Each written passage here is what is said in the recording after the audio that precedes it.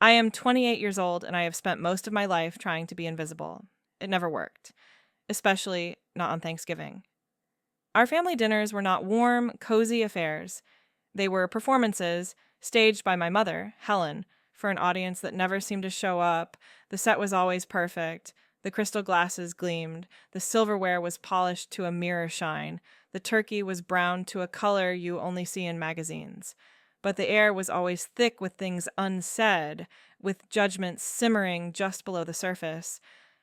My sister Clara, who is 4 years older than me, always played her part beautifully.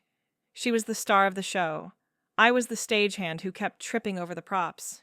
This Thanksgiving was no different. I had arrived exactly on time, wearing a simple dress I thought was nice. My mother greeted me at the door with a kiss on the cheek that felt as cold as the November air.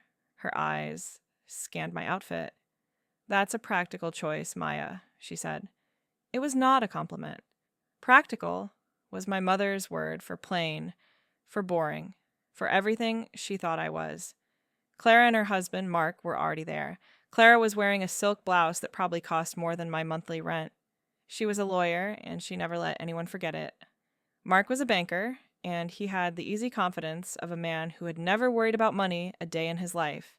He was nice enough, but he was firmly on Team Clara. My father, Robert, was in his usual spot by the fireplace, swirling a glass of wine, already retreating into the silent world he occupied during these gatherings. He was a master of avoidance. Dinner began with the usual interrogation, directed at me. "How is that little library of yours?" my mother asked, her voice dripping with false sweetness. "Still just stamping books all day?" "It's a community library, Mom," I said, keeping my voice even. "I do a lot more than stamp books. I run children's reading programs. I help people with research." "That's wonderful," Clara chimed in, her smile a little too bright. "It's so important to have a hobby that you enjoy." I felt the familiar heat rise in my cheeks. She called my career a hobby. I took a deep breath. I would not let them get to me this year. I had promised myself that. "Mark just made partner at the firm," my mother announced, changing the subject to her preferred topic, Clara's success. "They are buying a new house in the hills. It has a pool and a tennis court." "That's amazing, Clara," I said, trying to sound genuinely happy for her. It was not easy. Her life was a constant reminder of everything I was not. "Yes, it is," my mother said, her eyes fixed on me. "Clara has worked so hard. She has made us so proud. She understands the importance of building a life, of creating a legacy." The subtext was clear. I, with my small apartment and my public service job, did not understand. I was not building anything. I was just existing. My father cleared his throat and took a long sip of his wine. He was a spectator at his own family's execution. The meal continued like this. Every topic was a chance to highlight Clara's achievements and my failures. Her fancy vacations, my weekend trip to a state park, her charity galas, my volunteering at the local animal shelter, her intelligent, successful husband, my single status. With every comment, I felt myself shrinking, becoming smaller and smaller in my chair. I tried to focus on my food, on the taste of the cranberry sauce, the texture of the mashed potatoes, anything to distract me from the slow, methodical dismantling of my self-worth. I knew why she did it. I'd always been different from her and Clara. I was quiet where they were loud.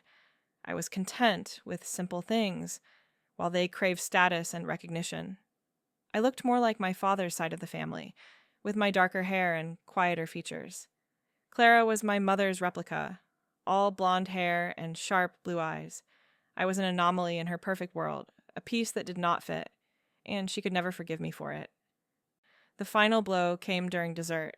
My mother had made a pumpkin pie from scratch, of course. As she served the slices, she paused, her knife hovering over the pie. She looked straight at me, her face a mask of cold disappointment. The small talk around the table died down. Everyone could feel the shift in the air.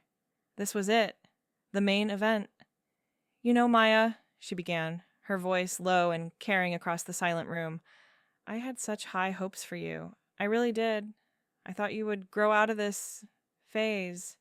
"What phase?" I asked. my voice barely a whisper. This phase of being average, she said, the word landing like a slap. Clara sets goals, and she achieves them. She builds a life. You just float along. You do not try. You do not strive for more. You have so much potential, but you waste it. I could feel Clara's eyes on me, filled with a mixture of pity and triumph. Mark was studying his plate with intense interest. My father stared into his empty wineglass as if it held the secrets to the universe. No one would save me. I looked at my mother, at this woman who was supposed to love me unconditionally. Her face was hard, unforgiving. I'm happy with my life, I said, my voice shaking slightly. She laughed, a short, bitter sound. Happy? You call that happiness? Living in a tiny apartment, working a dead-end job with no prospects, no husband, no children. You are 28 years old. What have you accomplished? What do you have to show for your life? Tears pricked at the back of my eyes, hot and shameful. I would not cry. I would not give her the satisfaction. I clenched my fists in my lap, my nails digging into my palms. Your sister is a success, she continued, her voice rising. She is a shining example of what our family can be. And you are just a constant source of embarrassment. You are a disappointment. The word hung in the air, heavy and poisonous. Disappointment. It echoed in the silence, bouncing off the polished furniture and the perfect walls of her perfect house. It was the word she had used in 100 different ways throughout my life, but she had never said it so plainly, so cruelly, in front of everyone. I felt a crack open inside me, a deep, painful fissure.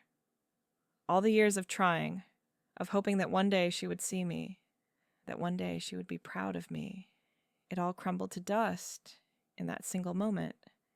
There was nothing I could ever do to please her. I was, and always would be, a disappointment.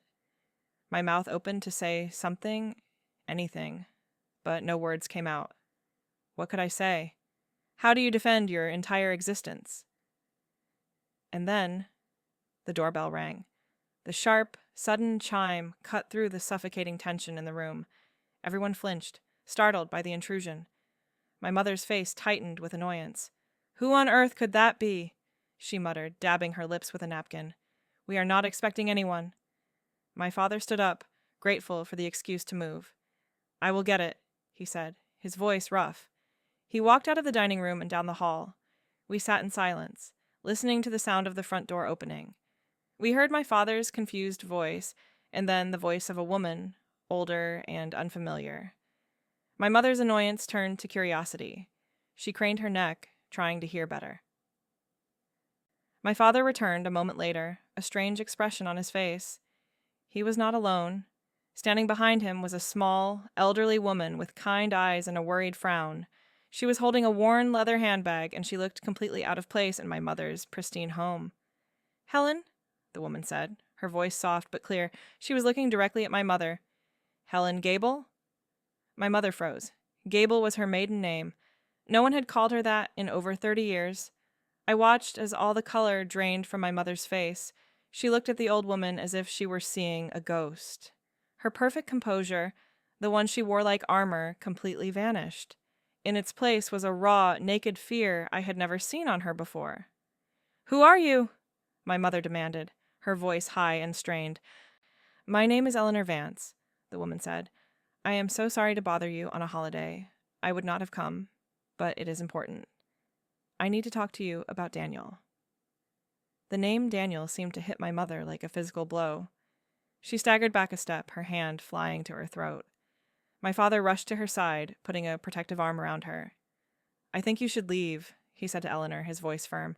You have the wrong house. My wife does not know anyone by that name. No, I have the right house, Eleanor insisted, her gaze still locked on my mother. Please, Helen, after all these years, we just want to talk. Get out, my mother whispered, her voice trembling. Get out of my house right now. She looked terrified. It was more than just the shock of a stranger at the door. This was something deeper, something visceral. I had never seen my mother lose control like this. She was always the one in charge, the puppet master, pulling all the strings. Now she looked like a cornered animal. My father began to gently but firmly guide Eleanor toward the door. "You heard my wife," he said. Please leave." Eleanor looked from my father's hard face to my mother's terrified one, her shoulders slumped in defeat. "I am sorry," she said again, her voice full of a sorrow that seemed to fill the hallway. "I did not mean to cause a scene." As my father ushered her out, Eleanor's handbag slipped from her grasp. It fell to the floor, spilling some of its contents onto the polished hardwood. A wallet, a tube of lipstick, a small packet of tissues, and a single, small photograph. My father did not notice. He was focused on closing the door behind the old woman. My mother was leaning against the wall, her eyes closed, taking deep, shuddering breaths. Clara and Mark were frozen at the table, their mouths hanging open in shock. No one was looking at the floor. No one but me. On instinct, I moved. I slid out of my chair, knelt down as if to fix my shoe, and in one swift motion I scooped up the photograph. My fingers closed around the small, square piece of cardboard. It was old. The edges softened with time. I slipped it into the pocket of my dress just as my father turned around, his face grim. "Everything is fine," he announced to the room, though his voice was anything but fine. "Just a confused old woman let us finish our dessert." But the spell was broken. The perfect Thanksgiving dinner was ruined. The air was thick with a new kind of tension, a mixture of fear and confusion. My mother sank into a chair in the living room, refusing to speak. Clara tried to comfort her, but my mother waved her away. The party was over. Clara and Mark left soon after, whispering to each other as they went. I helped my father clear the table, the silence between us heavy and uncomfortable. He would not meet my eyes. He knew something. He was part of whatever secret had just walked through our front door. When I finally said goodbye to my mother, she was still sitting in the same chair, staring blankly at the wall. She did not respond when I told her I was leaving. It was as if she did not even see me. The woman who had called me a disappointment just an hour earlier was gone, replaced by a hollow shell. I walked out into the cold night air, my mind racing. The feel of the small photograph in my pocket was a burning secret. My mother's perfect world had a crack in it, and I was holding the proof in my hand. For the first time in my life, I felt a flicker of something other than hurt or resignation. I felt a surge of power. I got into my car and drove away from the house of perfect lies. As soon as I was a few blocks away, I pulled over to the side of the road, my heart pounding in my chest. I turned on the dome light and took the photograph out of my pocket. My hands were shaking. I held the picture under the faint light. It was a black and white photo, faded and creased. It showed a young woman and a young man sitting on a park bench. The woman was unmistakably my mother. She looked so young, maybe 17 or 18. Her hair was different, but her smile was the same, a little guarded, a little sad. The man next to her had his arm around her. He was handsome, with dark, wavy hair and a kind expression. They were not just friends. The way they looked at each other was full of a deep, uncomplicated love, and in my mother's arms, wrapped in a small blanket, was a baby. I stared at the image, my mind struggling to process what I was seeing. My mother, a strange man, a baby. This was not my father. This was before my father. This was a whole life I knew nothing about. A cold dread washed over me, followed by a hot surge of anger. My entire life had been a lie. Her constant criticism, her impossible standards, her cruelty. It was all built on a foundation of secrets. The woman who called me a disappointment had a past she had buried so deep she thought it could never be found. I thought about Eleanor's words. "I need to talk to you about Daniel. That must be the man in the photograph." I thought about the fear on my mother's face. It was the fear of being exposed.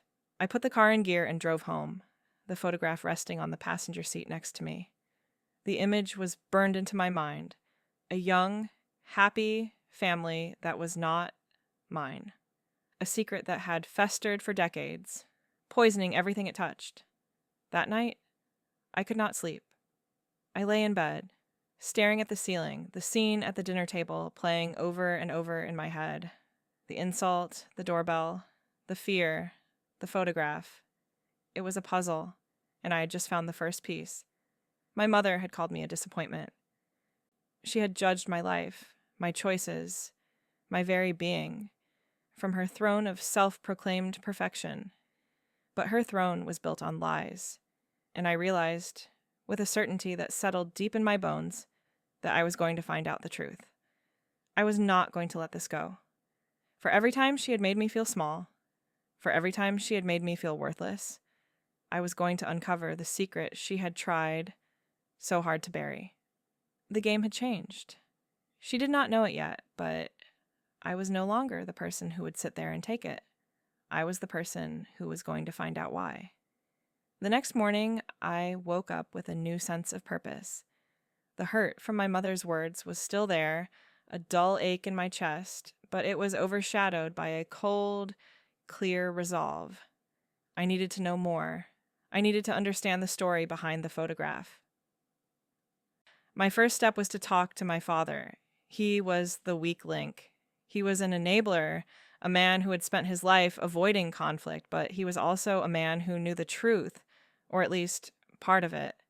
I drove to my parents' house, my heart pounding with a mixture of nerves and determination. I found him in the garage, tinkering with an old lawnmower, his usual escape. He looked up when I walked in, his face wary. "Maya," he said, wiping his greasy hands on a rag. "I did not expect to see you so soon." "We need to talk," I said, my voice firm. I did not waste time with small talk. I held up the photograph. "I need you to tell me what this is." He stared at the picture, and his face seemed to age 10 years right before my eyes. He sighed, a long, weary sound, and sank onto a nearby stool. He would not look at me. "Where did you get that?" he asked, his voice low. "It does not matter where I got it," I said. "What matters is what it is. Who is that man? And who is that baby?" He shook his head, his eyes fixed on the concrete floor. "Maya, please," he begged. "Just let it go. It is in the past. It has nothing to do with you." "It has everything to do with me," I insisted, my voice rising.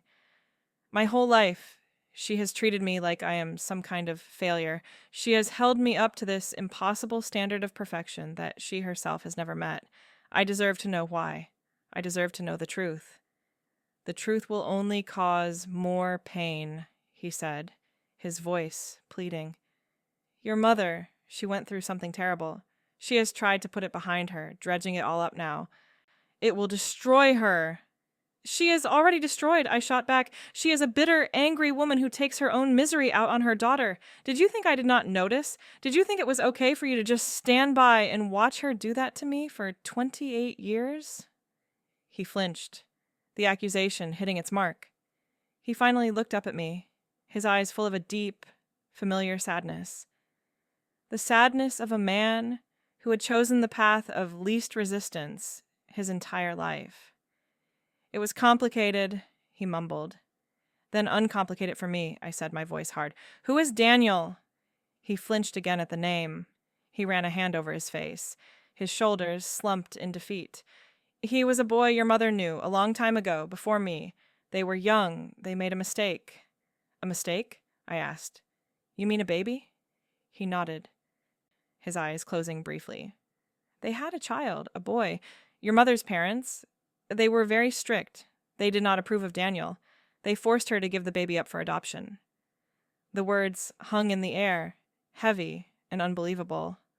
I had a brother, an older brother I had never known. The thought was staggering, like the ground had suddenly dropped out from under me. "She gave him away?" I whispered, my mind reeling. "She was forced to," my father corrected, his voice defensive. "She was just a girl. Her parents controlled everything. They sent her away to have the baby, and they handled the adoption. They told her it was for the best." I stared at him, trying to piece it all together. "And Daniel? What happened to him?"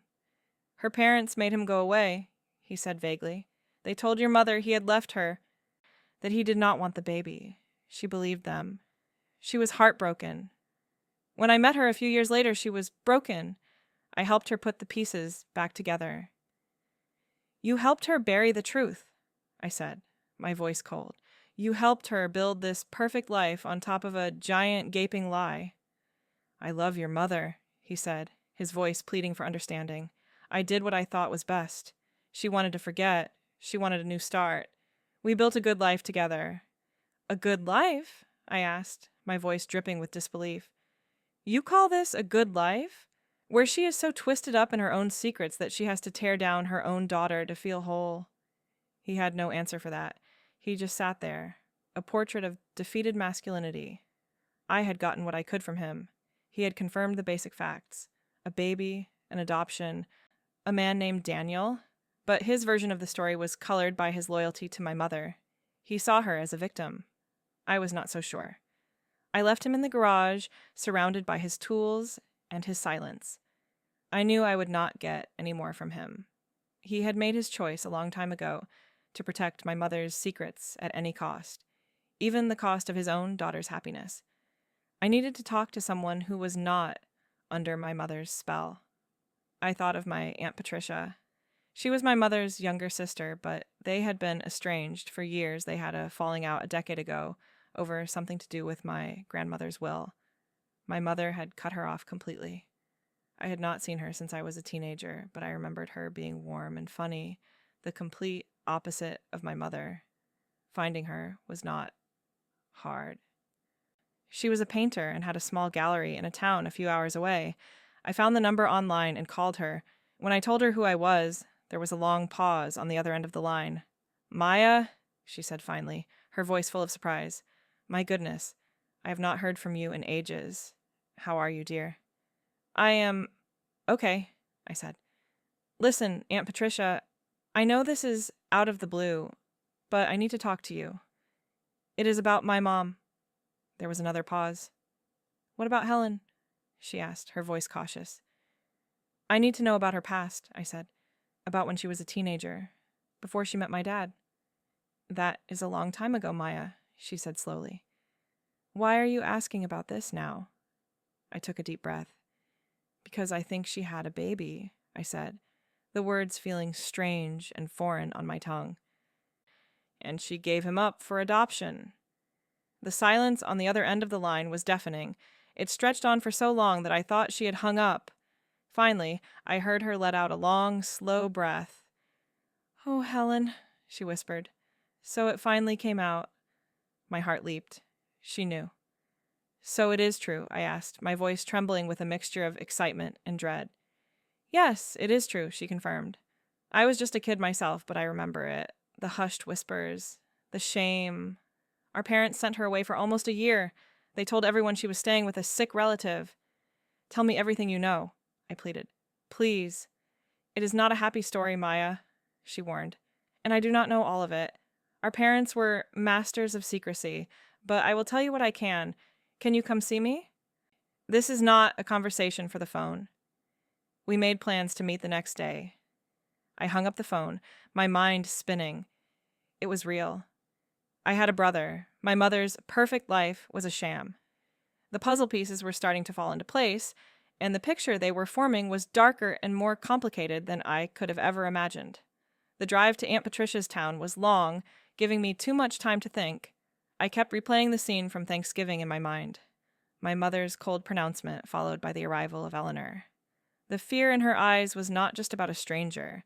It was the terror of a carefully constructed world beginning to crumble. My father's evasiveness, his pleading for me to let it go, only strengthened my resolve. He was not protecting her from pain. He was protecting a fragile lie that had defined their entire marriage. Aunt Patricia lived in a small, charming house filled with light and color. Canvases were stacked against the walls, and the air smelled of turpentine and oil paint. It was a world away from my mother's sterile beige home. Patricia herself was just as I remembered her, with a warm smile and eyes that sparkled with a rebellious energy my mother had never possessed. She gave me a hug that felt genuine and comforting, something I had not realized how much I needed. We sat in her sun-drenched kitchen, a mug of herbal tea warming my hands. So, she said, her expression turning serious, You want to know about Helen's big secret. I nodded, pulling the photograph from my purse and placing it on the table between us. This is what started it all. A woman came to the house on Thanksgiving. She dropped this. Patricia picked up the photo, her eyes softening as she looked at it. Daniel, she whispered, a sad smile touching her lips. I have not seen a picture of him in years. He was a lovely boy, so full of life. He adored your mother. My father said my grandparents made him go away, I said. They did more than that, Patricia said, her voice laced with an old anger. They ruined him. Daniel was from the other side of the tracks. His family did not have money. Our parents, especially our father, thought he was completely unsuitable for Helen. When she got pregnant, they saw their chance to get rid of him for good. She took a sip of her tea, her gaze distant. They told Helen he had taken money. They offered him to disappear. They said he did not want to be a father, that he had abandoned her. She was devastated. She was 16 years old, in love and completely alone. She believed every word they said. But it was not true, I asked. Of course it was not true, Patricia said, her voice sharp. Daniel would never have left her. He loved her, but he was a kid from a poor family up against our father, who was a powerful, ruthless man. I do not know the details, but I know they threatened him. They made him believe that if he stayed, he would only bring ruin to Helen and the baby. So he left. He thought he was protecting her. I felt a wave of sympathy for the young man in the photograph, a man I had never met. His life had been destroyed by my grandparents' snobbery and control. And the baby? I asked, my voice barely a whisper. A boy, she confirmed. They sent Helen to a home for unwed mothers a few states away. I was not allowed to see her. They handled everything. When she came back, she was different. The light had gone out of her eyes. She never spoke of Daniel or the baby again. It was as if it had never happened. But you knew, I said. I knew, she nodded. I overheard things. I found a letter she tried to send to Daniel that our mother had intercepted. It was heartbreaking. She was begging him to come back. After that, I started paying attention. I saw how they controlled her, how they molded her into the person they wanted her to be. Someone who valued money and status above all else. Someone who would never make the same mistake again. And that is when she met my father, I guessed. A few years later, yes, Patricia said. Robert was perfect in their eyes. Stable, predictable, from a good family. He was safe. Helen married him, and they started their perfect life. And she became the woman you know today. I looked down at my hands. She is so hard on me, I said, the words tumbling out. She always has been. It is like nothing I ever do is good enough. Patricia reached across the table and placed her hand over mine. Her touch was warm. Oh, honey, she said, her voice full of compassion. Do you not see? It is not about you. It has never been about you. You are everything she was not allowed to be. You are independent. You follow your heart, not a bank account. You remind her of the girl she used to be before our parents broke her spirit. And she cannot stand it. Her words hit me with the force of a physical blow. All the years of feeling inadequate, of believing I was fundamentally flawed, suddenly shifted into a new perspective. Her cruelty was not about my failures. It was about her own. And Clara? I asked. Clara is the do-over, Patricia said bluntly. She is the perfect daughter Helen was forced to become. She is a reflection of all the right choices. Helen poured all of her ambition and her buried pain into making Clara a success, to prove to herself and the world that she had not lost everything. It all made a terrible kind of sense. The favoritism, the constant comparisons, the way my mother lit up when talking about Clara's achievements. Clara was her redemption. I was her reminder of a past she was desperate to forget. Do you know what happened to the baby? I asked, my heart pounding. Do you know where he is? Patricia shook her head sadly. No, our parents handled the adoption through a private agency. The records are sealed. They made sure of that. I have no idea where he ended up. I felt a pang of disappointment, but it was quickly replaced by a new determination. The records might be sealed, but there were other ways. There was Eleanor Vance. She had come looking for my mother. She knew something.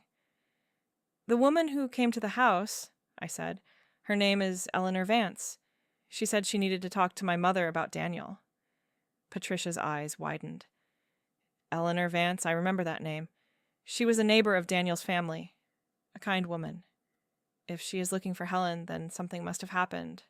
My mind started racing, connecting the dots. "She must know where my brother is," I said, more to myself than to Patricia. "That must be why she came. She was trying to connect them." "It is possible," Patricia said, a look of concern on her face. "Maya, what are you going to do with all of this?" I met her gaze, my resolve hardening. "I am going to find him," I said.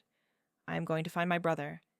And then I am going to find out why my mother felt it was her right to judge me for my entire life while she was hiding a secret like this." "Be careful," Patricia warned. "Your mother is a formidable woman when she feels threatened.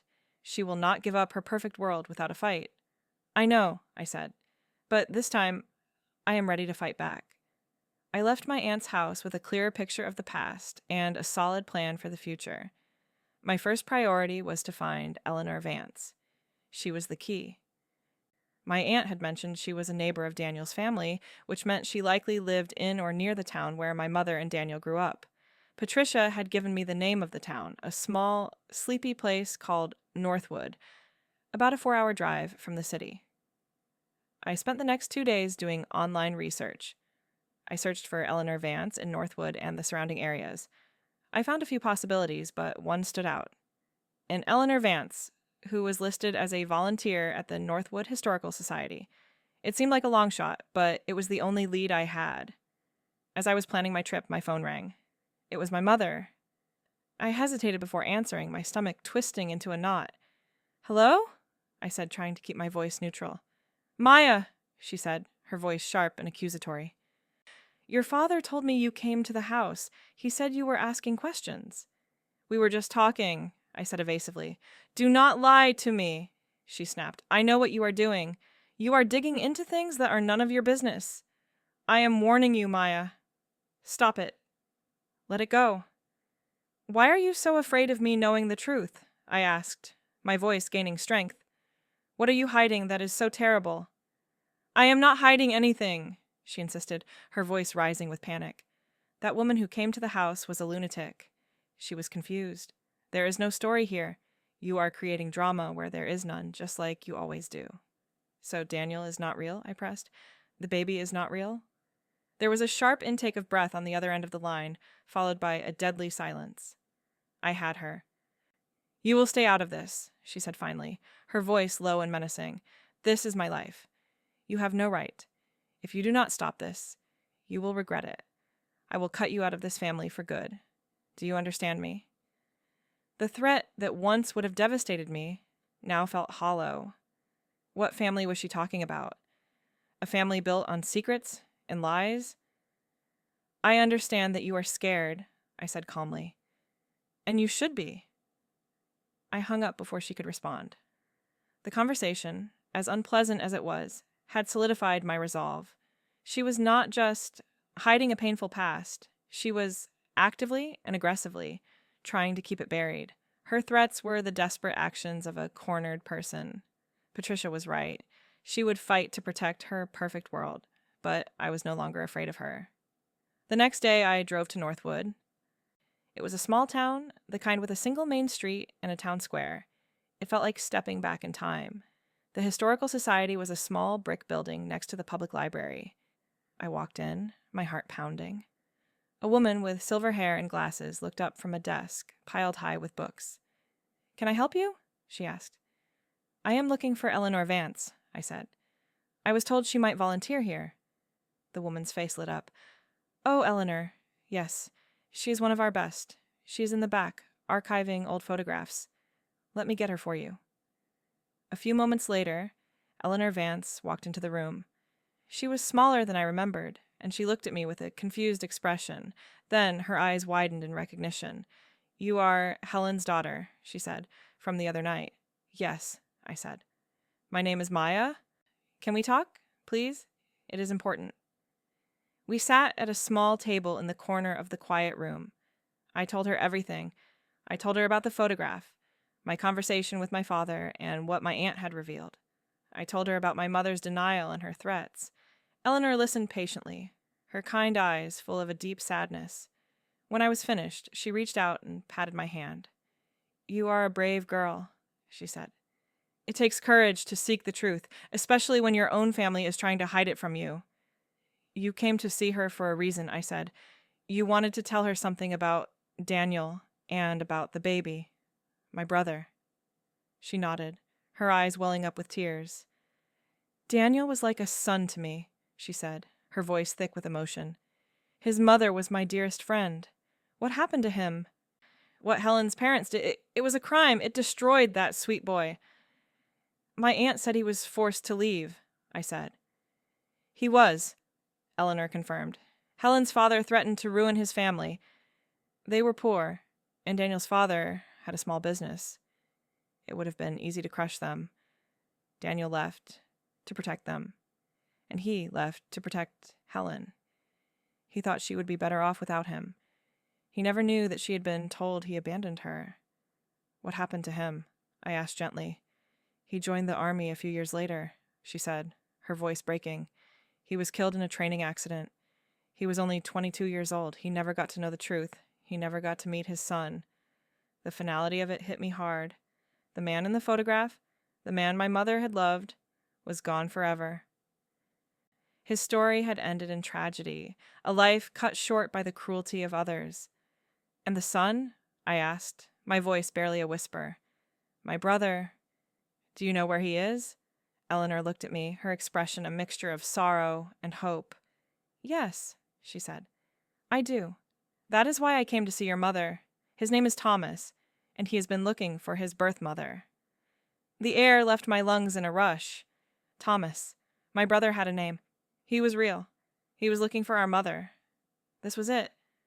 The piece of the puzzle I had been searching for. How did you find him? I asked, my mind racing. Thomas's adoptive parents were wonderful people, Eleanor explained. They always told him he was adopted and were supportive of him, searching for his birth family when he was ready. A few months ago, he contacted the adoption agency. Because of changes in the law, they were able to unseal some of the records. They gave him his mother's name, Helen Gable, and the name of the town where she was from. So he came here to Northwood, I said, putting the pieces together. Yes, she nodded. He came to the Historical Society, looking for information about the Gable family. When he told me his story, I knew immediately who he was. I was the one who held him in my arms the day he was born, just before they took him away. I never forgot his face. Tears streamed down her face, and I felt my own eyes begin to burn. The story was so full of pain, of lives torn apart by secrets and lies. I have his contact information, Eleanor said, her voice regaining some of its strength. I told him I would try to speak with Helen first. I wanted to prepare her. I never imagined she would react that way. The fear in her eyes. She is still a prisoner of her past. She is, I agreed, but I am not. Can you give me his information? I want to meet him. I need to meet him. Eleanor studied my face for a long moment, as if judging my intentions. Then she seemed to come to a decision. She opened her purse and took out a small piece of paper. She wrote down a name, a phone number, and an email address.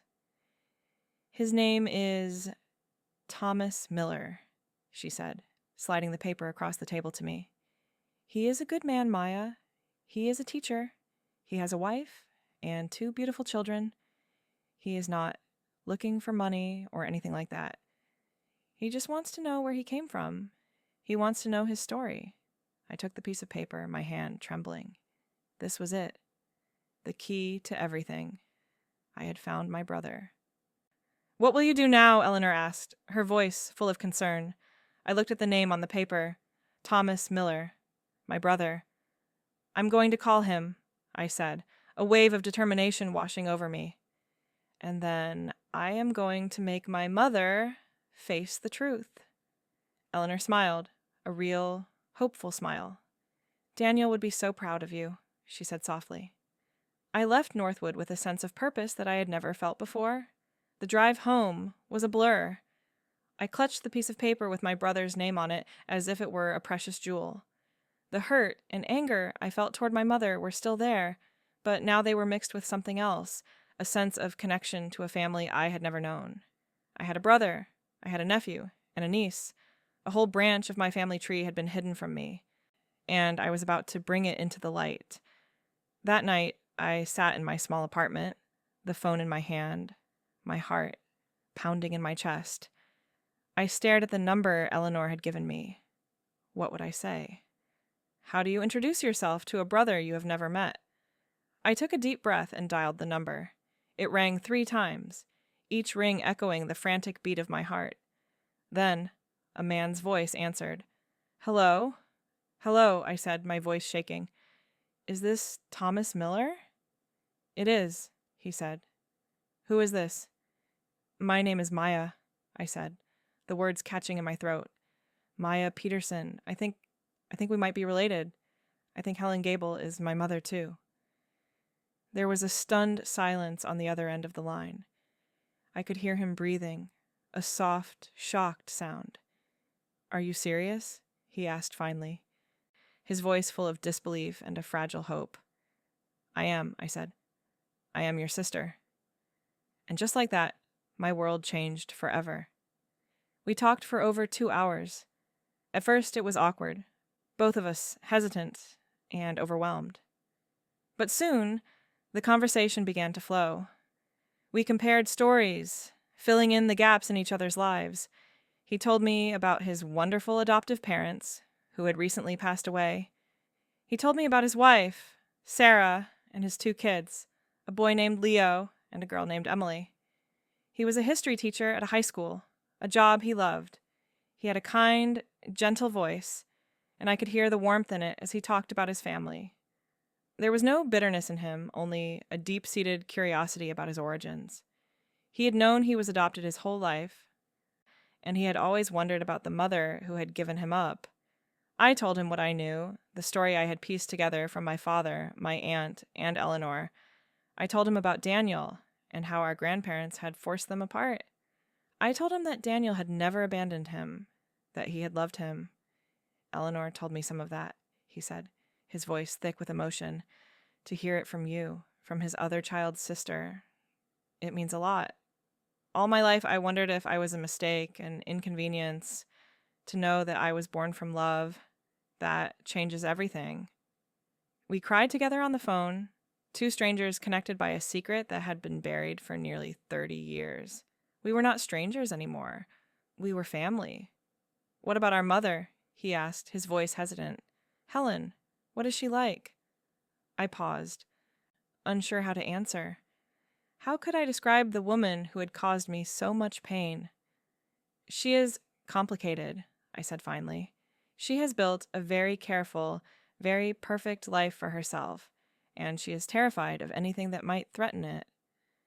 Is that why she did not want to see me? He asked, a note of hurt in his voice. Eleanor told me she was not welcoming. She is scared, I said. You represent a past she has tried to erase. It is not about you, Thomas. It is about her. All of it. I just want to meet her, he said. I do not want to blow up her life. I just want to look at my mother's face. I want to see where I came from. I know, I said, and I am going to make that happen, but we need to do it carefully. She is not going to make it easy. We made a plan. We would meet in person first, just the 2 of us. We needed to connect, to build a foundation before we faced our mother. We decided to meet the following weekend, halfway between our cities. Hanging up the phone, I felt a profound sense of peace settle over me. For the first time, I did not feel alone in my family. I had an ally. I had a brother. The week leading up to our meeting was a strange mix of anticipation and dread. I felt like I was living a double life. I went to work at the library, I talked to my friends, I went through the motions of my normal life, but underneath it all, a revolution was brewing. My mother called me again, twice. The first time, her tone was pleading. "Maya, please," she said.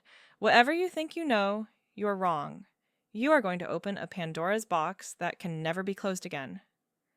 Think about what you are doing to this family." "I am thinking about it," I said calmly, "and I think this family could use a little truth." The second time she called, she was angry again. "I have done everything for you," she yelled. "I gave you a perfect life, a good home, the best schools, and this is how you repay me? By trying to dig up dirt and destroy my reputation?" "Your reputation?" I asked, incredulous. "Is that what this is about?" "Not the son you abandoned, but your reputation." "I did not abandon him," she shrieked. "I did what was best for him. I gave him a chance at a better life." "You gave yourself a chance at a better life," I corrected. "You erased him so you could build your perfect world. You cannot stand the thought of anyone knowing you were not always perfect, can you?" She hung up on me. It was clear that she was not going to give an inch. She was trapped in the prison of her own making, and she would rather burn it all down than admit the truth. The day I met Thomas, I was so nervous my hands were shaking. We had agreed to meet at a quiet coffee shop. I got there early and sat by the window, watching every car that pulled into the parking lot. Then I saw him. He looked just like his pictures, but older. He had the same dark, wavy hair as Daniel in the photograph, but his eyes were a familiar shade of blue. My mother's eyes. The combination was startling. He saw me through the window and smiled, a warm, genuine smile that instantly put me at ease. He walked in, and we stood there for a moment, just looking at each other.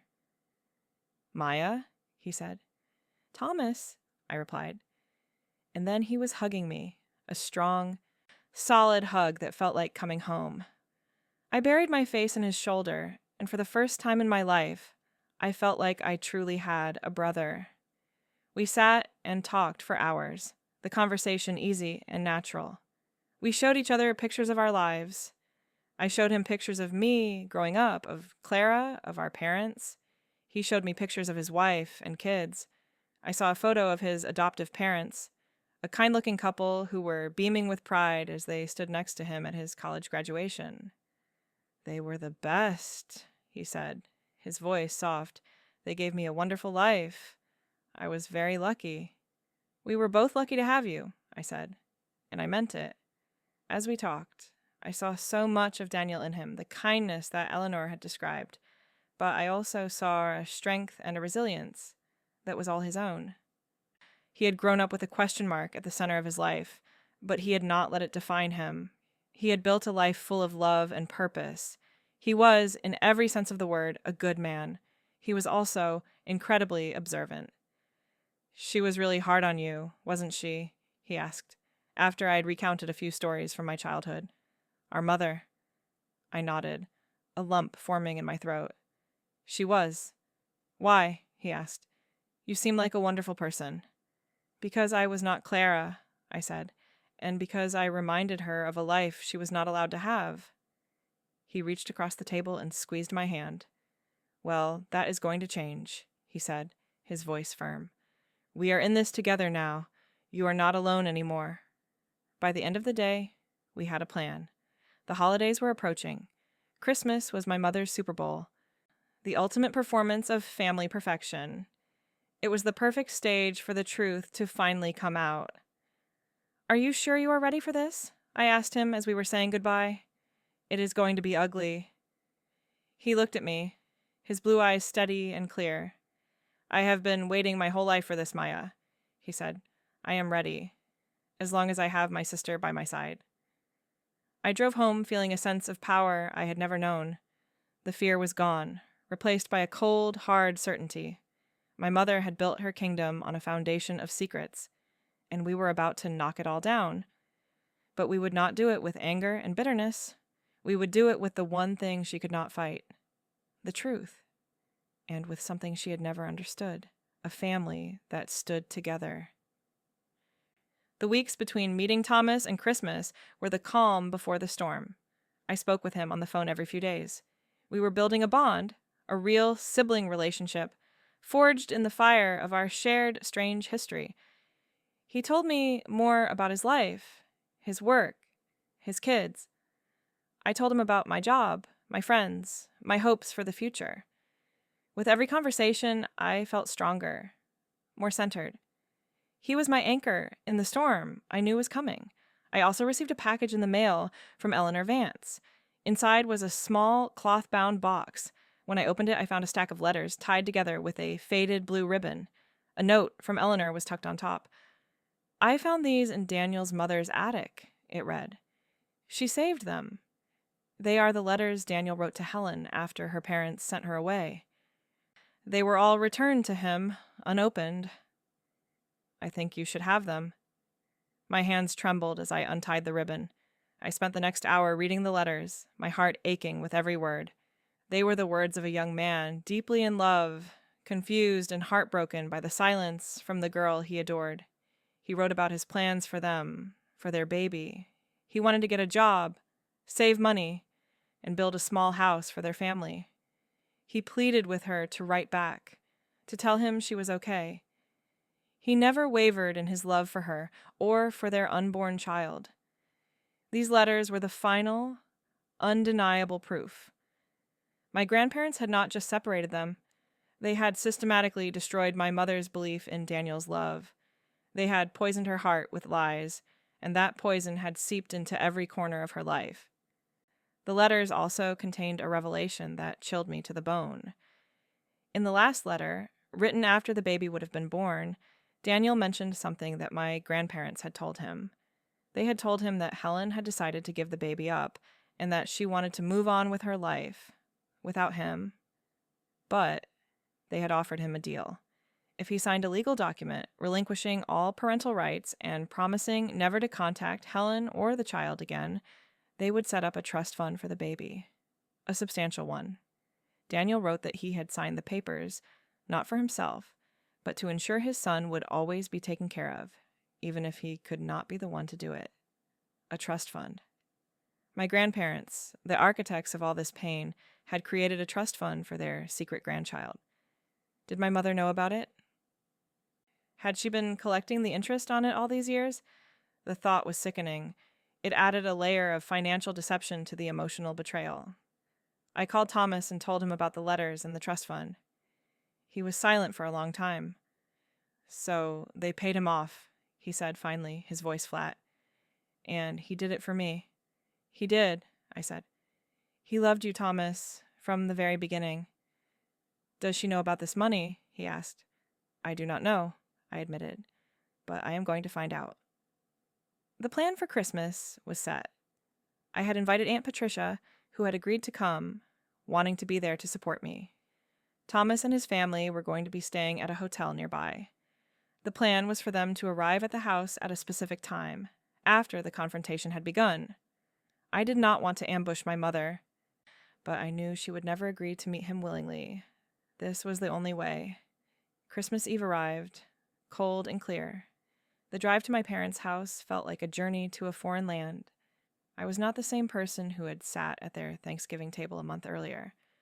I was no longer the victim. I was the harbinger of truth. The house was decorated to within an inch of its life. A giant tree stood in the living room, dripping with perfectly placed ornaments. The smell of pine and roasting turkey filled the air. It was a perfect picture of holiday cheer, and it all felt like a lie. Clara and Mark were there, of course. Clara gave me a tight, suspicious hug. "Try to be nice tonight, Maya," she whispered in my ear. "Mom has been on edge." "I am always nice," I whispered back. My mother greeted me with a frosty smile. Her eyes were hard, daring me to start something. My father hovered in the background, looking pale and nervous. He knew something was coming. We made it through the pre-dinner small talk, a tense, brittle affair. I could feel the unspoken questions hanging in the air. Everyone was waiting for the other shoe to drop. Dinner was served. We sat around the same dining table where my mother had called me a disappointment. The scene was eerily similar, but this time the power dynamic had shifted. I was not the one who was afraid. My mother, true to form, tried to control the conversation. Steering it toward Clara's latest promotion and their upcoming ski trip to Aspen, I let her go on for a while, a small, sad smile on my face. She was performing her part, unaware that the play was about to come to a screeching halt. When there was a lull in the conversation, I cleared my throat. "Mom," I said, my voice calm and clear, "you said something to me at Thanksgiving that I have not been able to stop thinking about." Every head at the table turned toward me. My mother's face tightened. "This is not the time or the place, Maya," she said, her voice a low warning. "I think it is the perfect time and place," I said, my voice unwavering. "You called me a disappointment. You listed all the ways my life does not measure up, and I have spent the last month trying to understand why." "Oh, for heaven's sake," Clara sighed, rolling her eyes. "Are you really going to do this on Christmas?" I ignored her. My focus was entirely on my mother. "I think I finally understand," I continued. "I think you are so hard on me because I remind you of a life you were not allowed to have, a life where you made your own choices, a life where you loved a boy named Daniel." The name dropped into the room like a stone. My mother flinched as if I had struck her. My father closed his eyes. Mark looked back and forth between Clara and me, utterly confused. "I do not know what you are talking about," my mother said, her voice shaking. "You are being ridiculous." "Am I?" I asked. I reached into my purse and pulled out the stack of letters tied with the faded blue ribbon. I placed them on the table next to my plate. "These are from him. Letters he wrote to you after your parents sent you away. They were all returned to sender. It seems your parents were very thorough." My mother stared at the letters, her face a mask of horror. She looked like she could not breathe. "He never abandoned you," I said softly. "He loved you. He loved his son. Our parents lied to you. They destroyed your life, and in turn, you let that poison spill over into mine." "That is enough," my father boomed, finding his voice at last. "Maya, you are out of line." "Am I, Dad?"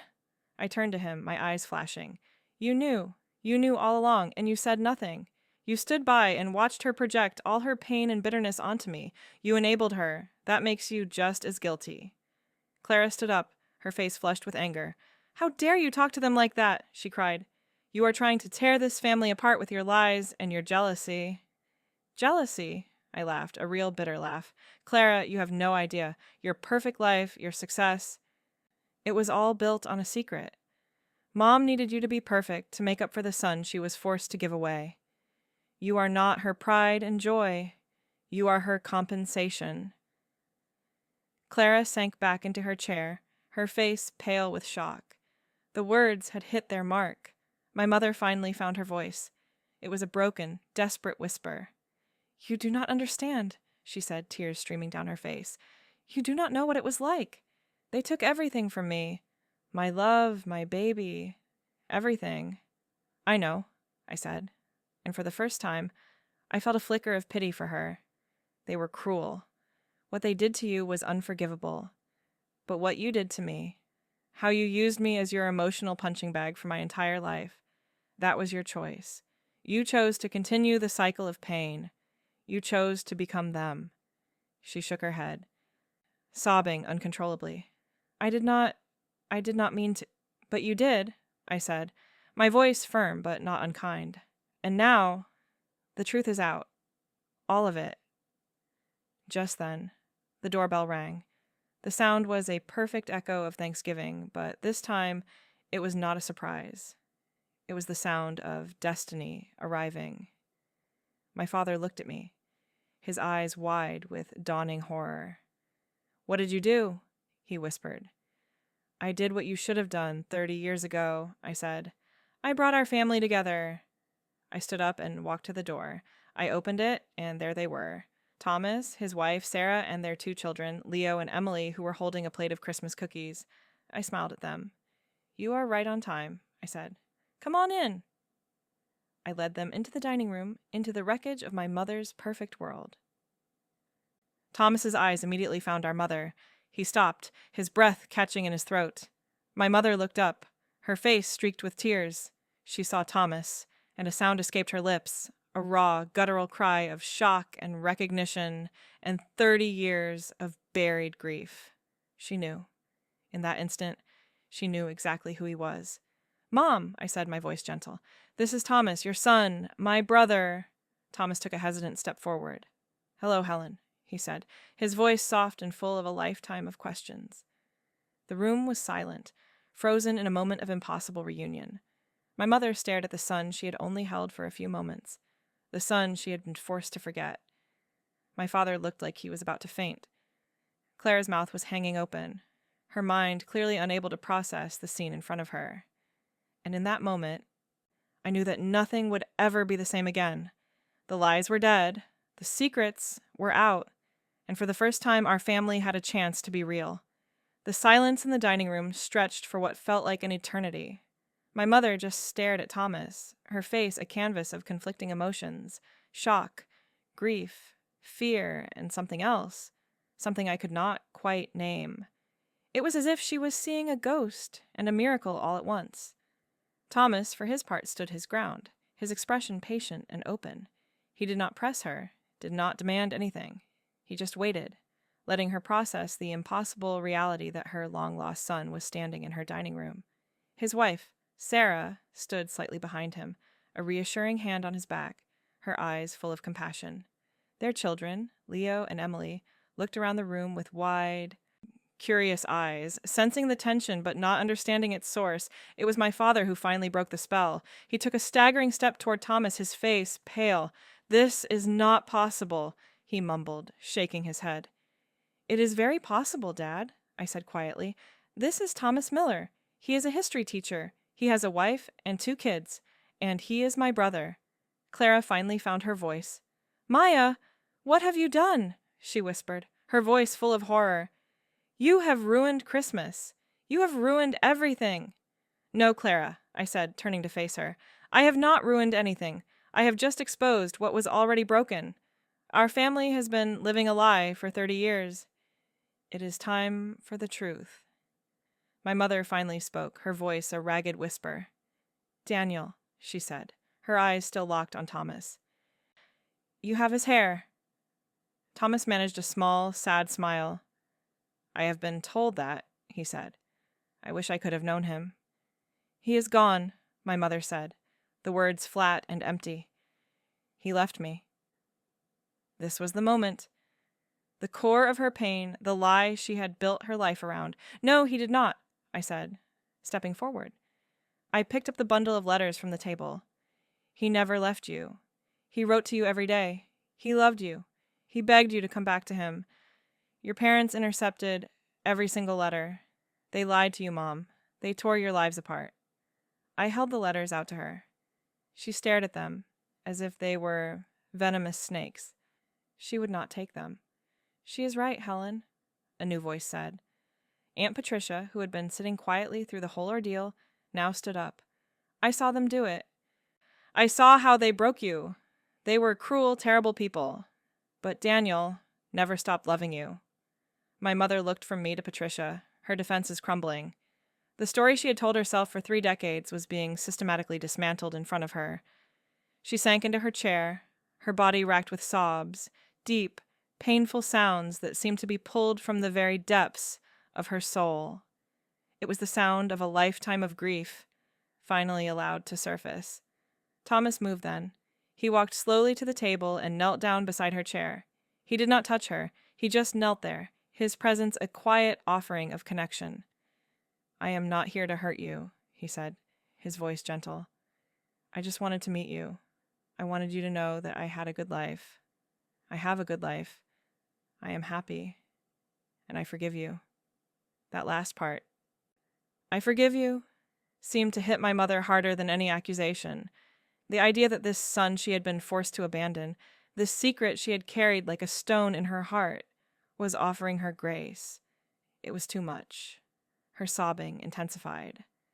My father, looking utterly lost, went to her, putting a hand on her shoulder. She shrugged it off. For the first time, she was not looking to him for protection. She was alone with her grief. Sarah, Thomas's wife, gently guided her children toward the living room. Let's go look at the pretty Christmas tree, she said, her voice a calm anchor in the emotional storm. She was giving us space. The rest of the evening passed in a blur of raw, painful honesty. We moved to the living room, the perfect Christmas scene, now the backdrop for a family therapy session none of us were prepared for. My mother, her face blotchy and swollen from crying, eventually took the letters. She read them, one by one, her hands shaking. With each page, a layer of her bitterness seemed to peel away, revealing the heartbroken 16-year-old girl underneath. Thomas told her about his life, his parents, his family. He spoke without an ounce of resentment, only a quiet desire to be known. My mother listened, her eyes never leaving his face, as if she were trying to memorize every detail, to make up for 30 years of lost time. Clara sat on the couch, silent and shell-shocked. Her entire worldview had been shattered. The mother she had idolized, the family she had believed to be perfect, were all built on a foundation of lies and sorrow.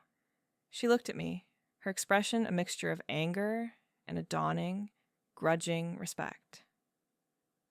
I had done the unthinkable, but I had also done the necessary. I brought up the trust fund. Daniel signed away his rights so that his son would be provided for, I said, looking directly at my father. Did you know about that? My father's face turned ashen. He looked at my mother, who was staring at the floor. Yes, he admitted, his voice barely audible. We knew. The money has been in an account all these years. You knew? Thomas asked, his voice quiet but laced with a new kind of pain. You knew there was money set aside for me, and you never tried to find me. You just kept it? It was complicated, my father mumbled, his usual excuse. Your mother, she did not want to be reminded. We thought it was for the best. The best for whom? I asked, my voice sharp. It seems like it was for the best for you. You got to keep your secrets and a nice little nest egg. The hypocrisy was staggering. My mother, who had criticized my financial choices and my dead-end job, had been sitting on a secret trust fund meant for her abandoned son. That was the final straw for Clara. You kept his money? She asked, her voice trembling with disbelief as she looked at our parents. All this time you had his money?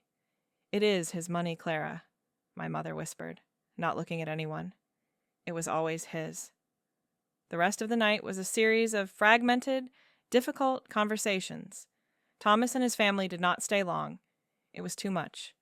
Too soon. Before they left, Thomas gave our mother his phone number. No pressure, he said. But if you ever want to talk, or maybe meet your grandchildren, I'm here. After they were gone, an exhausted, fragile silence fell over the house. Aunt Patricia hugged me tightly. You did the right thing, Maya, she whispered. It was hard, but it was right. She left soon after, leaving the four of us, the original, broken family, to sit in the ruins. Clara was the first to speak to me directly. She came over to where I was standing by the fireplace. I do not know whether to hate you or thank you, she said, her voice low. You do not have to do either, I said. Just think about it. Think about the lies we have all been living. She nodded slowly. Our whole life, she said, more to herself than to me. It was all a performance. The next day, I got a call from her. I am at a hotel, she said. I needed to get out of there. Mark and we are talking, really talking, about everything. There was a pause. I am sorry. Maya, she said, the words sounding foreign and difficult for her. For how I treated you, for being on her side. I never knew. I know, I said. And for the first time, I felt the wall between my sister and me begin to crumble. My father called a few days later. He sounded like a broken man. Your mother has not left her room, he said. She will not talk to me. I do not know what to do. Maybe you should just listen for a change, I suggested. She has been carrying this alone for a long time. You helped her hide it, but you never helped her heal. He did not have an answer for that. Our conversation was short and stilted. The chasm between us felt wider than ever. He had made his bed, and now he had to lie in it. A week later, I met Thomas for coffee. He looked tired, but peaceful. I got a call, he said, a small smile on his face. From her, from Helen. My heart skipped a beat. What did she say? She just cried mostly, he said. She apologized over and over again. She asked if she could see the kids from a distance, maybe at a park. What did you say? I asked. I said yes, he replied. Everyone deserves a chance to try to make things right, even if it is 30 years too late. He also told me that a lawyer representing our parents had contacted him about the trust fund.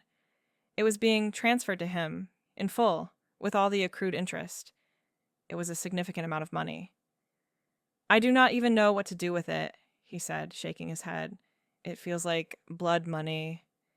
It is not, I said firmly. It is your birthright. It is the only thing Daniel could give you.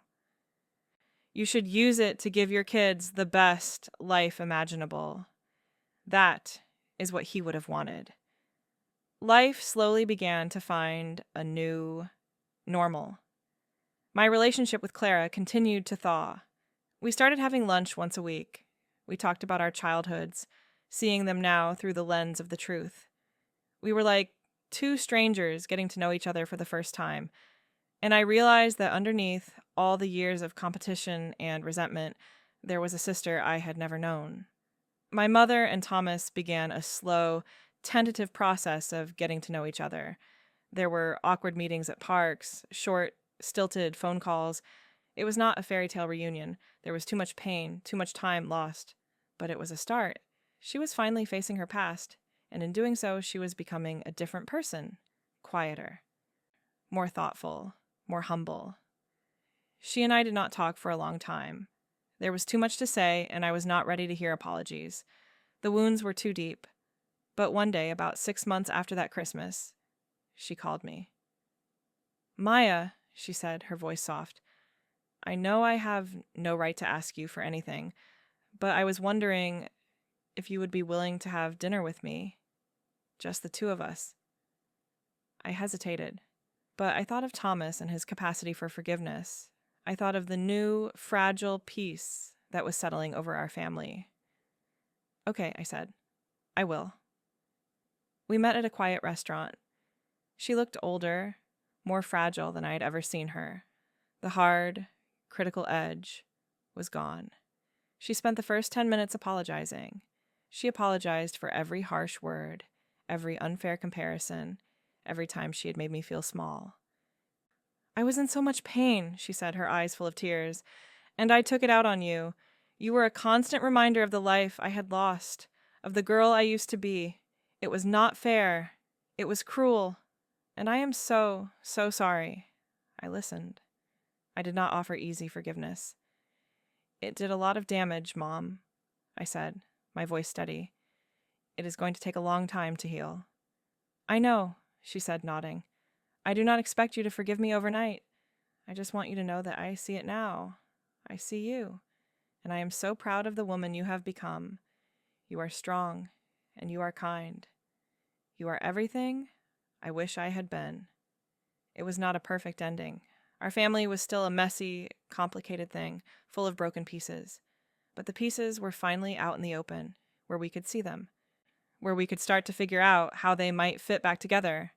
A few weeks later, Thomas, Clara, and I went out for dinner, just the three of us.